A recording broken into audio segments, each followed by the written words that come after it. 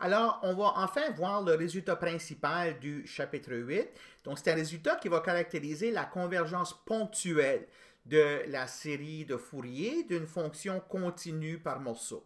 Alors, on verra que la réponse dépend beaucoup de ce qui se passe au point de discontinuité de la fonction f. Alors, on va préciser, caractériser le phénomène en question et on va fournir une bonne ébauche de preuve là, du résultat principal. Alors, avant de commencer, je veux tout simplement rappeler la formule qu'on a vue au corollaire 8.13, donc qui donne la somme partielle d'ordre n de la série de Fourier de f en termes d'une intégrale simple ici qui fait intervenir f et puis ce qu'on avait appelé le noyau de Dirichlet. Donc, ce qu'on va faire avant de passer au résultat principal, je vais donner une définition, puis on va voir cette définition-là va être très utile quand on va caractériser la convergence ponctuelle de la série de Fourier. Donc, on va avoir une fonction f qui satisfait aux conditions de Dirichlet, donc c'est-à-dire que ses dérivées sont continues par morceau sur l'intervalle moins pi. Donc, allez revoir la définition 8.3 qu'on avait vu de ce que ça veut dire, ceci. Donc, on avait des points x0 jusqu'à xn plus 1 de discontinuité, soit de la fonction ou de sa dérivée. Alors, ce qu'on va faire pour une telle fonction f, on va définir une fonction que je vais appeler f chapeau, okay, qui va de moins pi jusqu'à r. Puis, au point où la fonction f est continue, parce qu'il n'y a pas de saut, f chapeau, ça va tout simplement être f. Puis, au point où est-ce qu'il y a un saut, je vais définir f chapeau comme étant la moyenne entre la limite à gauche et la limite à droite de f. OK? Donc, c'est une fonction f chapeau qui est égale à f partout, sauf au point où la fonction f fait un saut. On va redéfinir la fonction f au point où il y a des sauts. Donc, c'est peut-être un peu abstrait comme définition. Regardons un exemple concret. Donc, le premier exemple, c'en est un qu'on a déjà vu. Je vais regarder la fonction f qui est périodique, puis entre moins pi est égal à ceci. OK? Bon, la fonction f ici, elle est continue partout. Et puis, quand je regarde ici la valeur de f à 0, c'est égal à la limite à gauche. Puis la valeur est 0 ici, puis c'est égal à la limite à droite. OK? Donc, essentiellement, il n'y a aucun saut ici par rapport à la continuité de f. Donc, dans ce cas ici, f chapeau, ça sera la même chose que f partout. Donc, j'ai écrit ici, ça c'est le graphe de f, puis c'est aussi le graphe de f chapeau. Donc, des fonctions qui sont continues et puis qui ont la même limite à gauche de moins pi, puis, à gauche de moins pi, puis à droite de moins pi, puis à gauche de pi, sont telles que f chapeau égale à f. OK? Donc c'est un peu un concept qui n'a pas vraiment d'utilité pour des fonctions qui sont continues. Par contre, voici qu'est-ce qui se passe pour un autre type de fonction. Alors ici, je n'ai pas donné une formule. Voici une fonction entre moins pi et pi. Et puis, j'ai, bon, à moins pi, sa valeur est là. Et puis, ici, il y a un saut. Elle passe d'une limite de 1/2 à une valeur de 0 ici. Elle a un autre saut ici. Elle passe d'une limite de 1 à une valeur qui vaut, bon, une valeur entre 1/2 et 1. Je ne l'ai pas indiqué. Puis la limite à droite est égale à 1/2. Elle descend jusqu'ici. Puis là, il y a un saut à nouveau. Le pattern se répète périodiquement d'un côté à l'autre. Fait que ça, c'est une fonction g. Qu'est-ce qui serait la fonction g étoile correspondant à ce g-là? Bien, tous les morceaux sur lesquels g est continu, il n'y a pas de change. Donc, je les ai mis ici. Donc, G étoile et G coïncident sur ces morceaux-là. Donc, ce qui va se passer, c'est une différence au point où il y a des sauts. Par exemple, quand je regarde qu'est-ce qui se passe ici, hein, donc la valeur de G au point moins pi sur 2 est 0, et puis la limite quand j'approche moins pi sur 2 à partir de la droite est 0 aussi.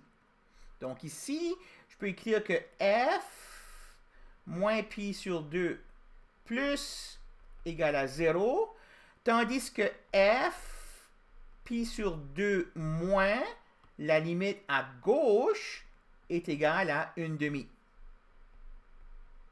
Donc, par la définition que j'ai posée ici, la valeur de G chapeau au point moins pi sur 2 sera la moitié d'ici du saut, donc va être égale à 1/4.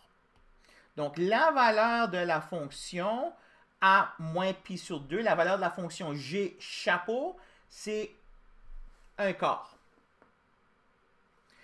La même raison, ici, j'approche une limite 1 à gauche, j'approche une limite 1/2 à droite.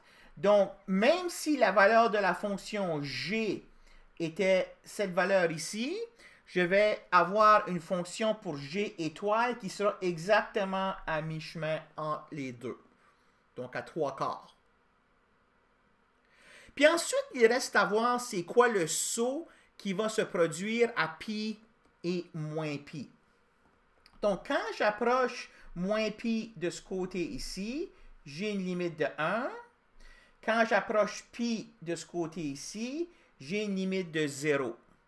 Donc, par la formule que j'ai donnée, la valeur à pi et à moins pi sera la moitié, donc 1/2. Donc ici, je vais avoir un point ici et un point ici. OK? Donc ça, c'est la fonction G. Ça, c'est la fonction G chapeau. Alors, ils sont presque identiques, sauf que qu'est-ce qui se passe ici au point de discontinuité? Je dois changer la valeur au point de discontinuité. OK?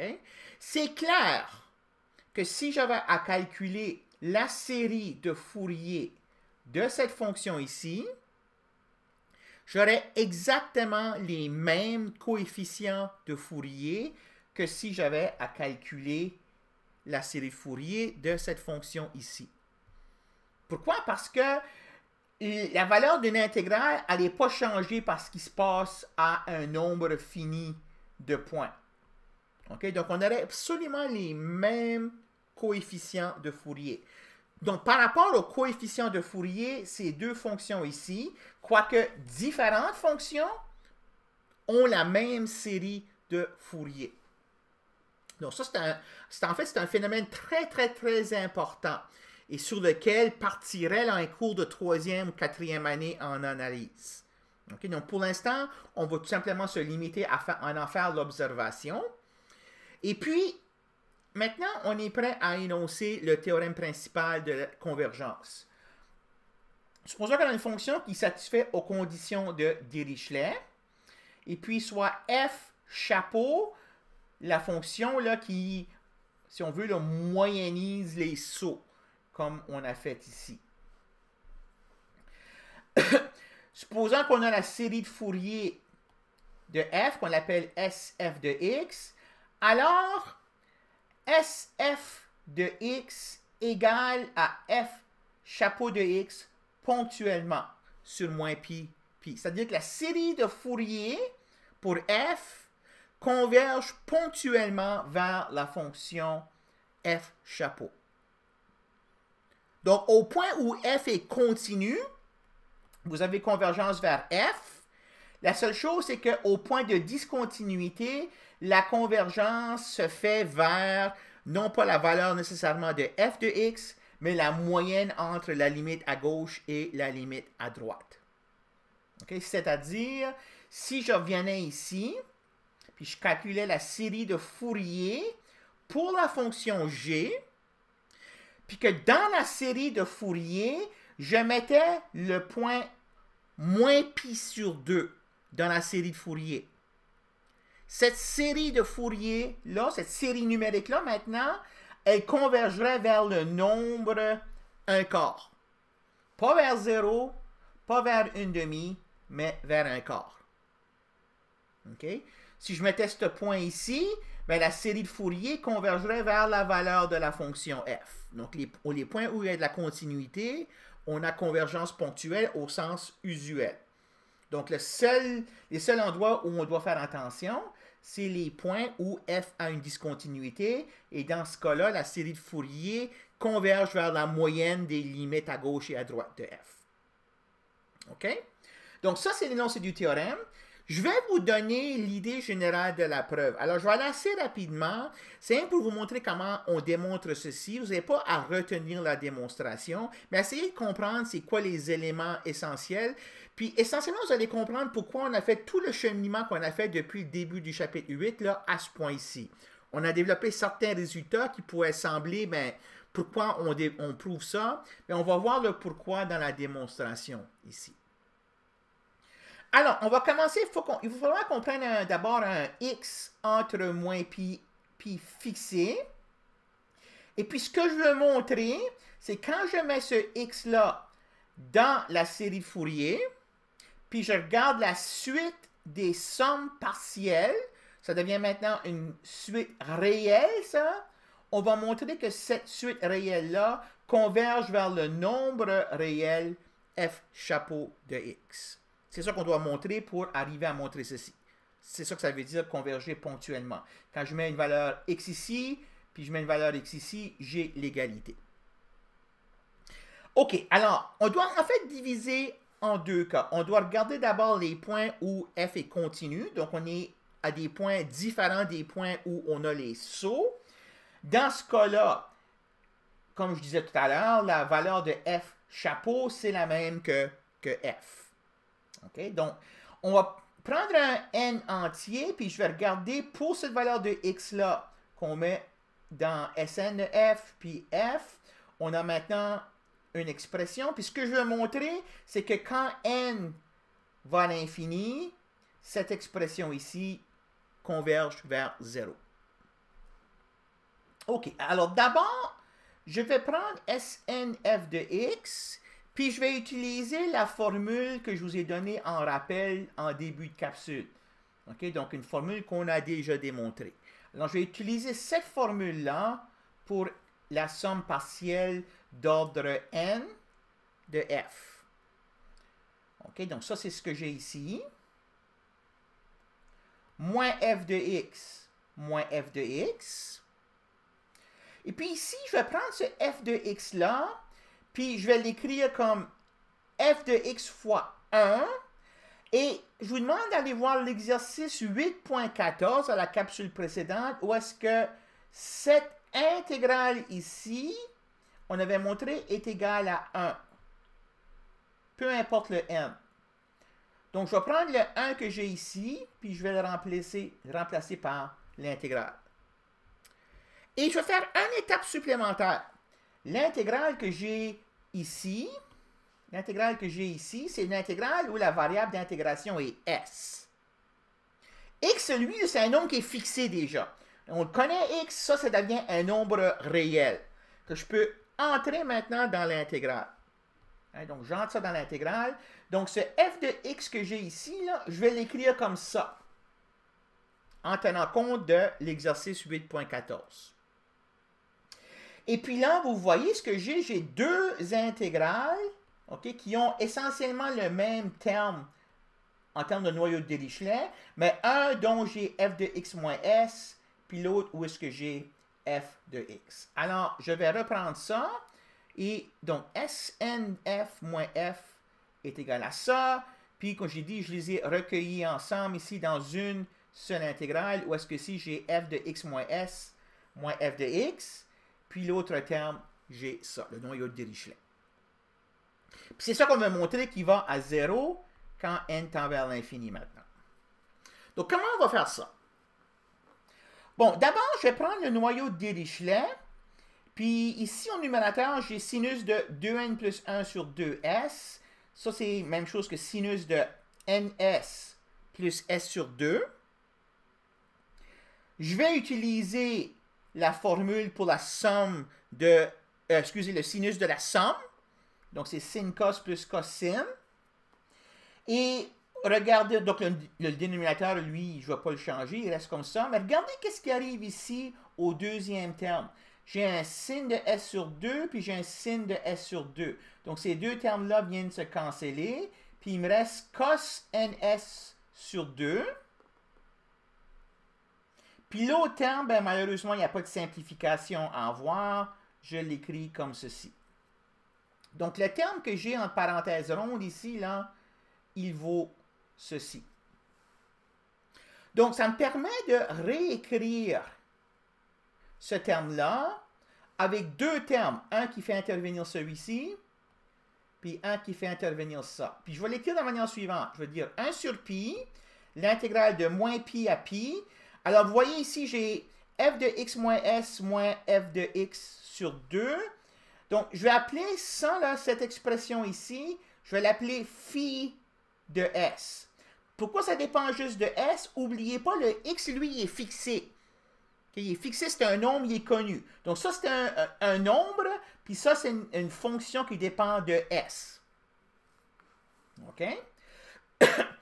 De l'autre côté, le terme qui fait intervenir ça, je vais l'écrire comme 1 sur pi psi de S fois sinus de NS. Puis le psi de S, ben c'est f de x moins s moins f de x sur 2. Puis j'ai aussi ce terme ici. OK? Donc, quand je regarde cette formule ici, là,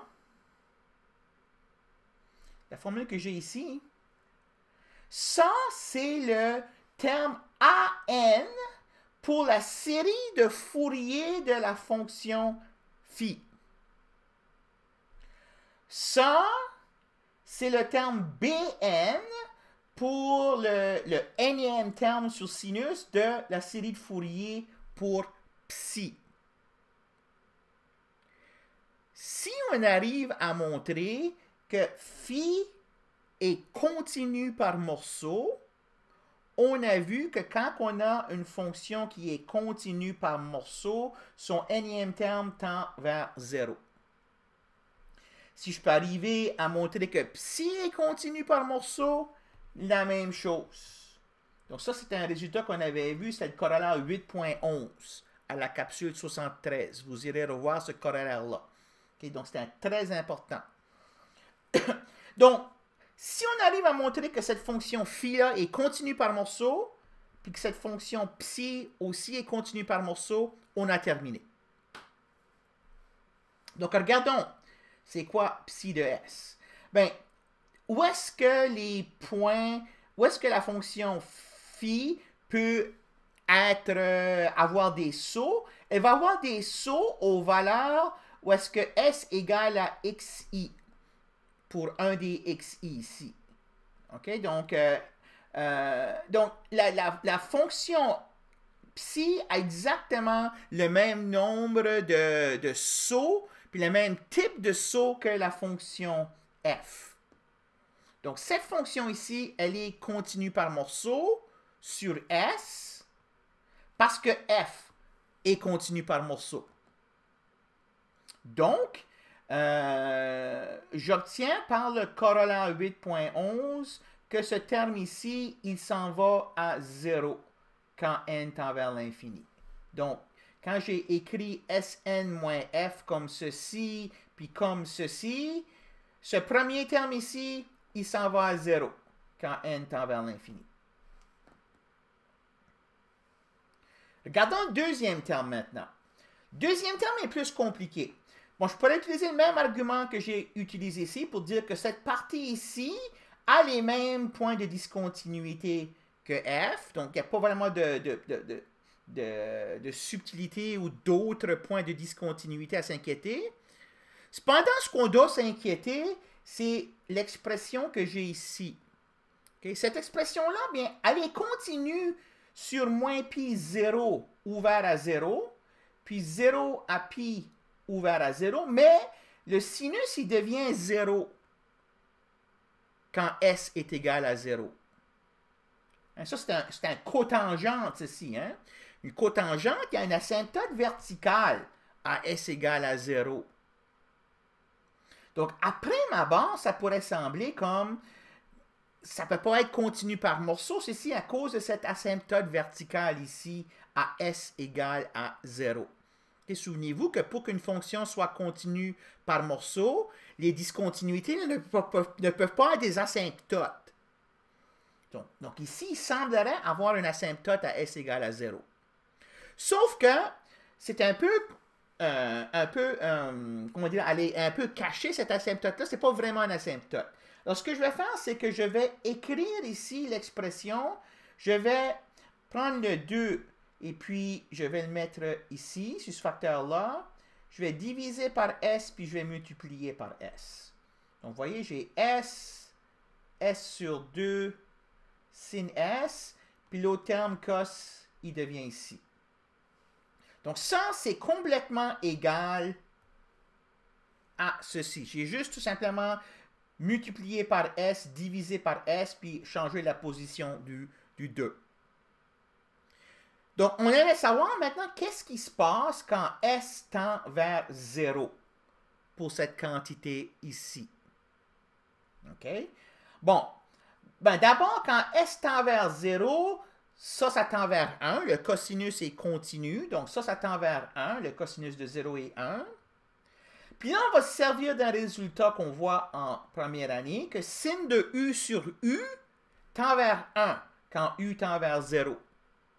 Donc, quand je prends le réciproque, ça va converger vers 1 sur 1 qui est 1 aussi. Donc, ça aussi, ça converge vers 1. Puis cette partie ici, quand S tend vers 0, mais ça converge vers f' de x. Puis f' de x existe, parce que le x, ce n'est pas un des points là, où f' saute. Donc, en fait, cette expression ici, là, elle est continue par morceau aussi. OK? Donc voilà l'argument qu'on utilise. Donc, ça me permet donc de dire de la même manière, en utilisant le corollaire 8.12, que ce terme ici aussi tend vers 0, quand n tend vers l'infini. Donc, en résumé, ce qu'on a montré, c'est que quand je prends x, un point entre moins pi et pi, un point autre que les xj, où sont les sauts, puis je regarde cette quantité ici. Cette quantité-là, je l'ai écrit comme cette expression ici plus cette expression-là. Celle-là tend vers 0 quand n tend vers l'infini. Celle-là aussi tend vers 0 quand n tend vers l'infini. Donc, la somme converge vers 0 quand n tend vers l'infini aussi. C'est-à-dire que cette suite numérique ici converge vers ce nombre ici. Donc, c'est ce que j'ai écrit ici. Ainsi, on a montré que si x est différent des points où il y a un saut, ça tend vers 0. Donc, la suite SNF de x converge vers f de x.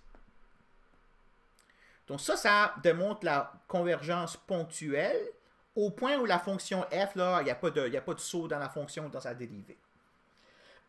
Ensuite, là, on doit regarder le deuxième cas, les points où x est égal à xj. Alors ici, ce qu'on va montrer, c'est que j'avais défini f chapeau comme étant la moitié de la limite à gauche plus la limite à droite. Donc, essentiellement, je veux montrer que cette expression ici, maintenant, tend vers 0 quand n tend vers l'infini. Donc, le raisonnement, il est semblable, mais il y a beaucoup de détails. Donc, je ne comble pas les détails, mais essentiellement, c'est le même genre de raisonnement.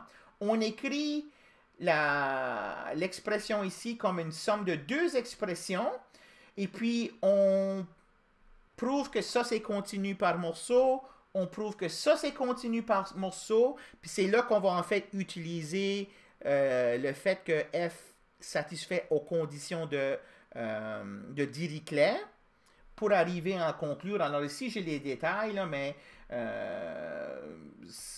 faites-vous-en pas, même si vous ne voulez pas les suivre. L'important, c'est que le raisonnement il est vraiment semblable, mais il y a plus de détails un peu à ménager. Mais on est capable de montrer que ça tend vers 0 quand n tend vers l'infini aussi. Donc, dans ce cas-là, on a montré le résultat principal ici. Okay? Donc, ça, c'est le résultat principal. Une série de Fourier pour une fonction qui satisfait les conditions de Dirichlet converge ponctuellement vers cette fonction f chapeau ici, okay? Qui correspond à f au point où f est continu et qui moyennise le saut au point où il y a une discontinuité. Okay? Alors, voilà pour question de convergence ponctuelle. Alors, il nous reste quelques capsules. Je vais discuter quand est-ce qu'on peut s'assurer qu'on a plus que la convergence ponctuelle. Quand est-ce qu'on peut s'assurer qu'on a la convergence uniforme. Donc ça, on fera ça à la prochaine capsule.